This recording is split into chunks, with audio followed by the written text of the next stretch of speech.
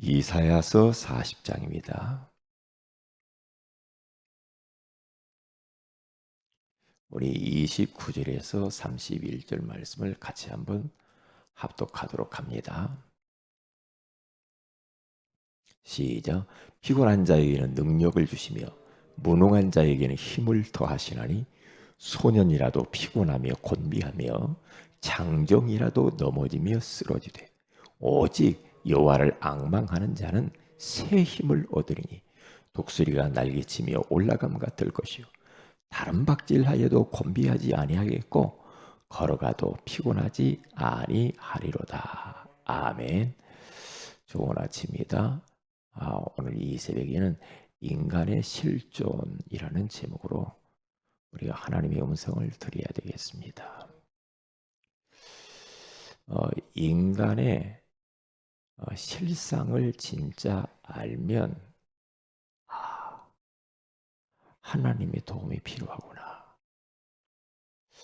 하나님을 의지하며 살아야지 하나님을 바라보며 살아야 되겠구나. 모든 것을 하나님 앞에 물어보며 살아야 되겠구나.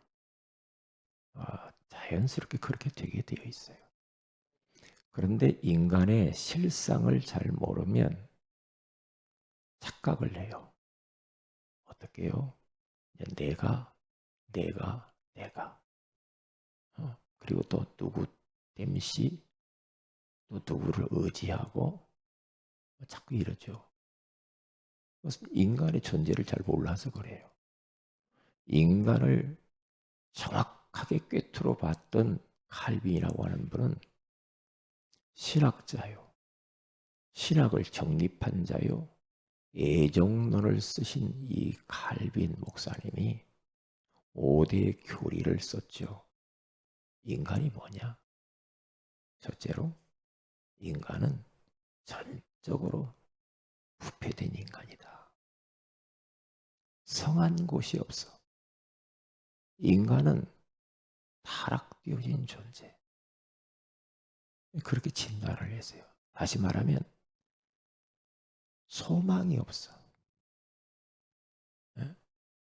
뭔가 쓸만한 구석이 아무것도 없어. 영적으로 죽어버렸어. 지혜가 어두워져 버렸어.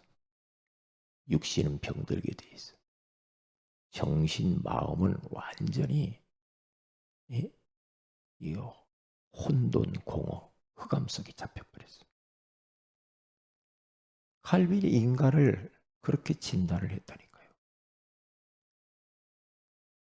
성경을 보고 그리고 사람을 쳐다보니까 그렇게 됐어요.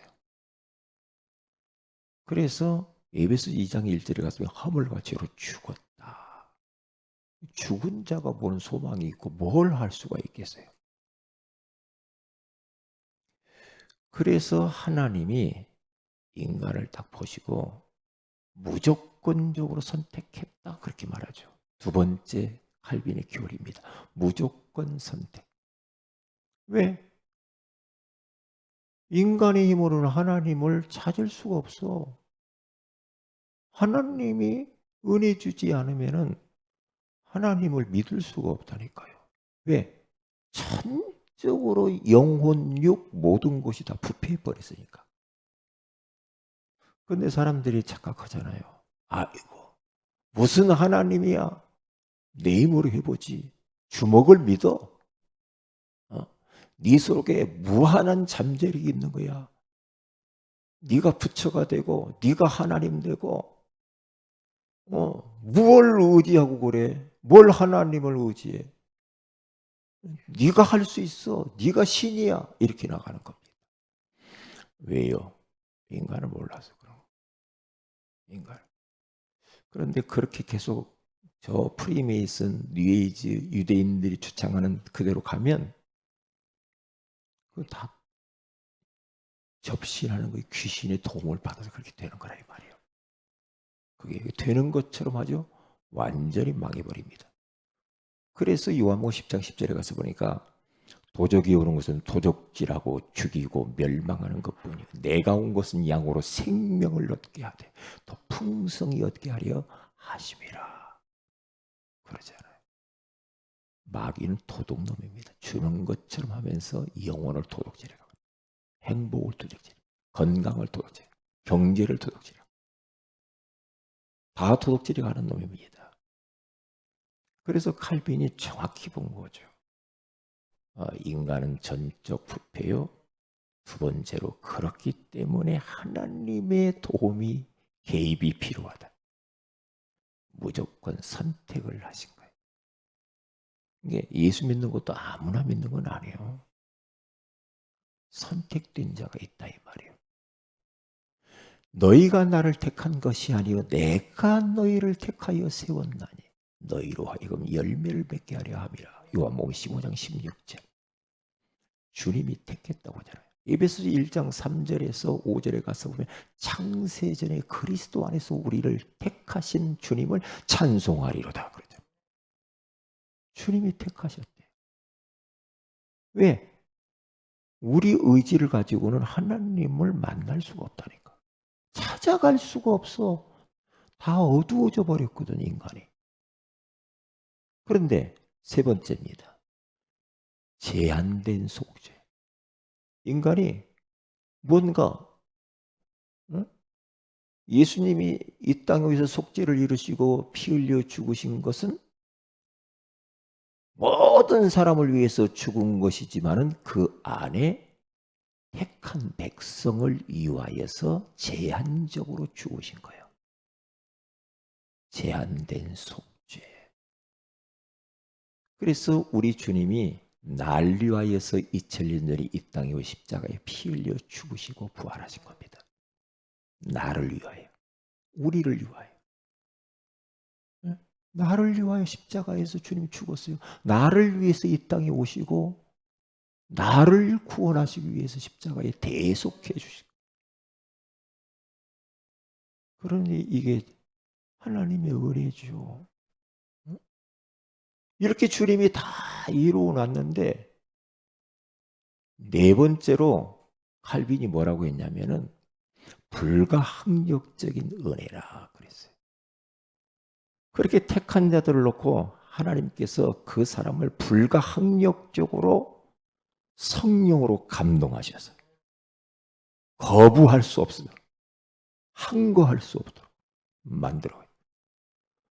예수가 그리스도심을 알고 믿을 수 있도록 은혜를 베풀어 주는 거예요. 하나님의 택한 자에게 그렇게 불가항력적으로 역사한다 이 말이에요. 이 말은 내게 의지로 내가 막 뭔가 해가지고 나는 하나님 은혜가 필요 없어요. 구원이 필요 없어요. 나는 예수 안 믿을 그렇게 할 수가 없어요.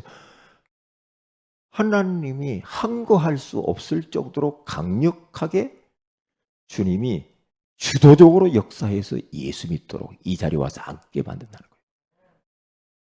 거예요. 하나님의 은혜지. 저는 생각해 봤어요. 참, 어떻게 눈에 보이지 않는 하나님이 믿어질까? 내가 어떻게 교회에 나왔지? 내가 어떻게 예수 믿었지? 그래, 그 어린 나에게 어머님을 잃고 장례식 가운데 있었던 그렇게 힘을 잃어버렸던 낙심 가운데 있었던 나를 어떤 전도자, 딸하고 어머니가 찾아와서 예수 믿자. 교회 가자. 우리 가족들이 6남매가 있는데 그 중에서 제가 예수를 믿었어요. 우리 따라갔어요. 주일날 데리러 올 테니까 기다리라고. 그래서 참 그분이 나한테 뭐 특별하게 뭐 한 것도 없어. 그냥 따라갔다니까요. 따라가서 교회 뒷자리에 딱 가서 앉아있는데 눈물이 쭉 흘러더라고요. 아, 이런 곳이 다 있구나. 하나님의 은혜지요. 불가항력적인 하나님의 은혜인데 거부할 수가 없어. 그래서 그때부터 지금까지 하나님의 은혜로 예수 믿고 주님과 함께 여기까지 왔어요. 이야, 하나님의 은혜구나. 너무 고맙고 감사하고. 그래서 제가 구원받았잖아요. 구원받은 하나님의 백성은 칼빈이 5번째로 이야기하면 성도의 견인. 그게 뭡니까? 우리 주님께서 견인해 간대. 어디까지? 천국까지. 안전하게.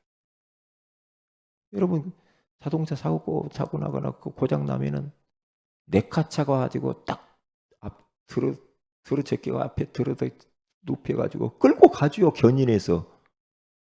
응? 우리 주님께서 우리를 안전하게 천국까지 견인해 가는데 그게요. 로마서 8장에 가서 보면요. 31절부터 쭉 가서 보세요. 누가 우리를 그리스도의 사랑에서 끊으리요? 칼이랴, 적신이랴, 죽음이랴. 그 어떤 피조물도 하늘의 천사라도 그 어떤 것도 하나님의 사랑에서 끊을 수 없느니라. 한 번 구원은 영원한 구원이에요.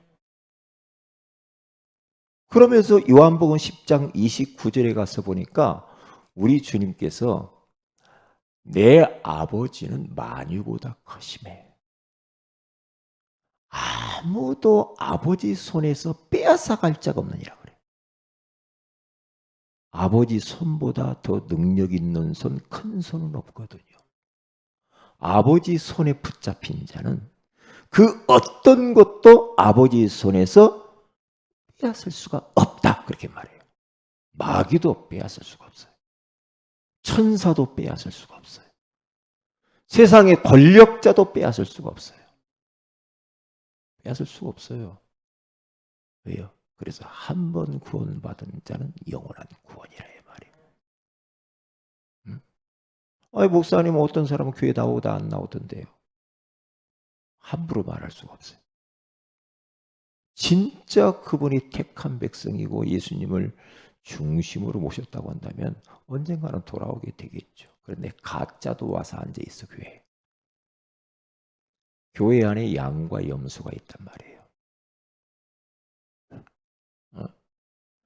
그러니 요 칼빈의 이 5대 2 교리가 얼마나 중요할지 몰라요. 인간의 실존에 대해서 이야기를 한 겁니다. 그래서 우리가 구원의 길을 하죠. 구원의 길을 진짜 우리가 이해하면 인간의 실존을 적나라하게 알 수가 있어요. 그렇죠? 거기 가서 보면은 창세기 1장 1절에 태초에 하나님이 그러잖아요. 천지를 창조했다고 하잖아요. 천지를 창조하신 하나님이 인간을 만들었다. 창세기 2장 7절 그렇게 말하죠. 원래 인간은 하나님의 형상대로 지음을 받은 이 땅을 정복하고 다스리는 복을 받은 존재라고. 창세기 1장 27절, 28절에 그렇게 말하잖아요. 그렇죠?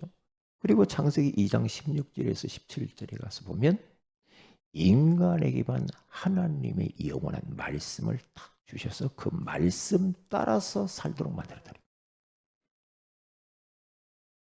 이게 범죄하기 이전의 인간의 실존입니다. 그때는요. 진짜 한계 없는 주님과 함께 임마를 하면서 살았어요. 아무 문제가 없었어요.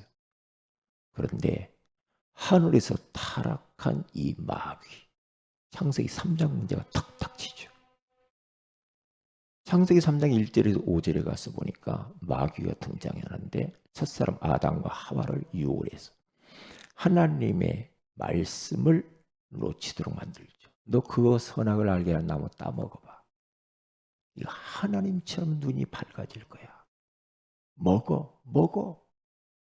유혹을 하는데 그 유혹을 못 이겨서 하나님 말씀을 놓치고 불순종하는 죄를 짓고 행복의 근원이신 축복의 근원이신 하나님의 품을 떠나버립니다. 그때부터 인간은 마귀의 자녀가 되어서 영적 문제가 찾아오죠. 그 다음에 그러니까 어떻게 됩니까? 하나님이 아닌 것들에게 종노릇하는 우상 문제가 오잖아요. 그렇죠? 그때부터 수고하고 무거운 짐을 지면서 마음과 정신 문제가 찾아오죠. 그럼 어떻게 됩니까? 어쩔 수 없어 인간은 각종 질병으로 각종 문제로 육신의 고통을 당하는 육신 문제가 찾아오죠. 그러다가 지옥 같은 인생을 이 땅에 삽니다. 마귀 종노릇하면서. 그렇게 살아가다가 결국에는 죽어서 심판이 기다리고 있고 그 다음에 영원한 불모 지옥에 들어가는 내세 문제가 찾아오잖아요. 그렇죠. 그런데 이 고통이 후대에게 영적 유산이 되어져 가지고 후손에게 영적 대물림이 되는 거예요. 그래서 후손 문제가 찾아오네. 어쩌면 그렇게 말해요. 부모가 갔던 그 길을 똑같이 가는지 몰라. 그게요. 그 문제를 해결하려고 인간들이 발부둥을 칩니다. 노력을 합니다. 예? 그게 바로 종교 생활입니다. 종교를 만들기 시작합니다. 그것은 시간이 갈수록 어려워져요. 그거 안 되니까 또 철학을 추구해 봅니다. 수양을 합니다. 도를 닦아봅니다. 헛된 속임수입니다. 세상 초등학문이라고 바울이 그렇게 말합니다. 그럼 어떻게 됩니까? 착하게 살아보면 될까? 하면서 선행을 추구합니다. 하나님이 보실 때에는 범죄한 인생들이 하는 선행, 좋은 거, 모든 건 더러운 옷과 같대요. 하나님을 감동시킬 수가 없어. 운명과 사주팔자에서 빠져나올 수 없어. 이것 가지고 안 됩니다. 선행을 가지고도 철학을 가지고도 종교를 가지고도 안 됩니다. 그래서 사랑의 하나님이 우리를 찾아오셨습니다. 그분이 바로 예수 그리스도입니다. 그분이 십자가에 피 흘려 내 대신 죽으십니다. 그리스도란 증거로 하나님이라는 증거로 부활하십니다.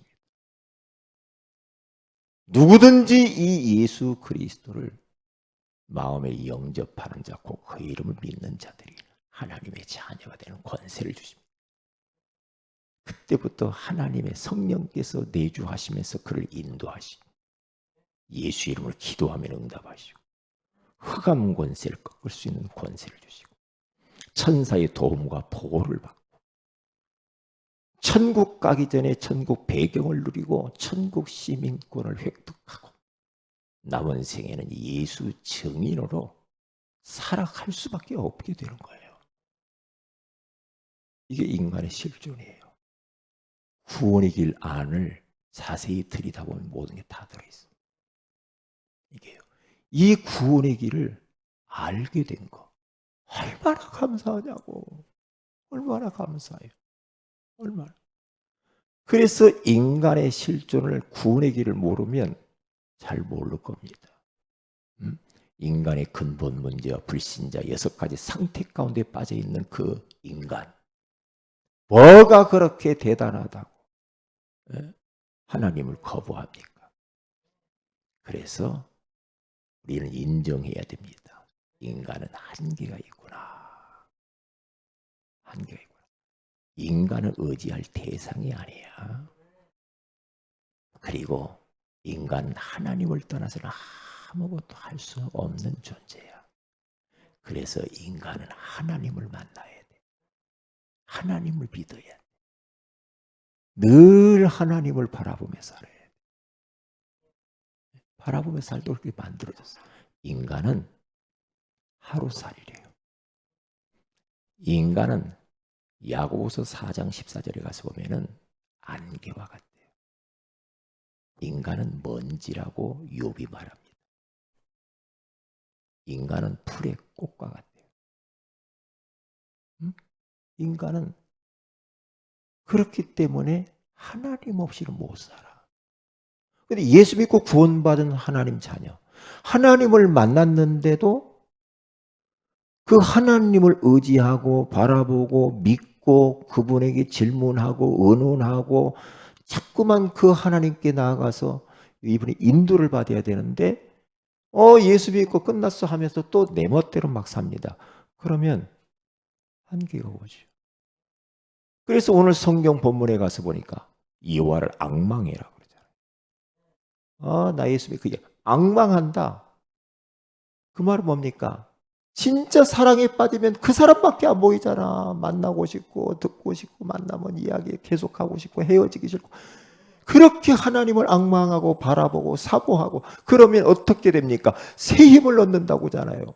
다른 박질라도 고민하지 아니하고 달려가도 피곤하지 아니하는 독수리가 하늘을 차고 올라감 같을 것이라고 말하잖아요. 하늘의 새의 왕자 독수리처럼 된다고 하잖아요. 그런 성령 충만함을 얻는데 그걸 모르고 살면 안 되죠. 오늘 하루도요. 인간의 실존을 아시고 그렇구나. 하나님 없이 나는 못 살아. 더 이상 다른 것 눈곱만큼도 의지하지 말아야지. 그래. 오늘도 그리스도를 통해서 주신 임마누엘의 비밀을 누리면서 진짜 주님 바라보며 살아야지. 주님께 물어보며 살아야지. 이런 마음을 가지고 오늘도 승리하시기를 주의 이름으로 축복을 드립니다. 기도합니다. 하나님 고맙습니다. 오늘 이 새벽에 인간의 실상에 대해서 깨닫게 해주신 것을 감사합니다. 어찌 하나님이 우리에게 이렇게 큰 은혜를 주셨습니까? 연약한 인간, 무기력한 인간, 망할 수밖에 없는 저희들에게 하나님이 창세전에 우리를 택하셔서 때가 되면 이 땅에 보내시고 그분을 그리스도로 영접함으로 말미암아서 하나님 만난 하나님 자녀 삼으시니 고맙습니다. 오늘 하루도 아니 평생 동안 그 주님과 동행하면서 이 비밀 모르는 자들에게 예수 그리스도를 전달하는 전도자의 삶을 살게 하옵소서. 주 예수님의 이름으로 기도합니다. 아멘. 하늘에 계신 우리 아버지의 이름이 거룩히 여김을 받으시오. 나라의 임하오심의 뜻이 하늘에서 이룬 것 같이 땅에서 이루어지이다. 오늘날 우리에게 일용할 양식을 주시고 우리가 우리에게 죄인 자를 사해 준 같이 우리 죄를 사해 주시고 우리를 시험에 들게 하지 마옵시며 다만 악에서 구하시옵소서. 내게 나라 권세와 영광이 아버지께 영원히 있사옵나이다. 아멘. 기도하십시다.